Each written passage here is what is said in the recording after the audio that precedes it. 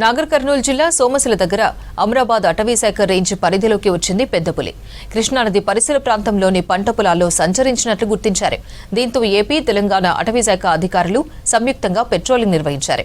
15 రోజుల క్రితం ఏపీలోని ఆత్మకూరు ఫారెస్ట్ నుంచి కృష్ణానదిలో 2 కిలోమీటర్లు ఈదుకుంటూ తెలంగాణలోకి ప్రవేశించింది పెద్దపులి.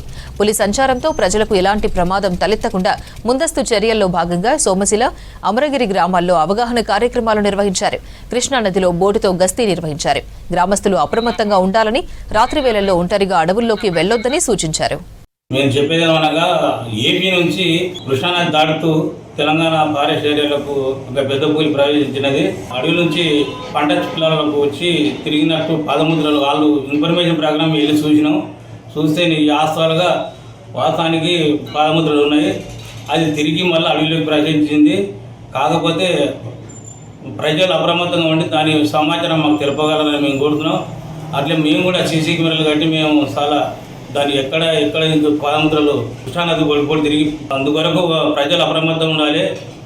దాని గురించి మేము చాలా ఎంక్వైరీ చేస్తున్నాం. సీసీ కెమెరాల ద్వారా దాన్ని ఎక్కడ ఉన్నది మేము గుర్తిస్తాను.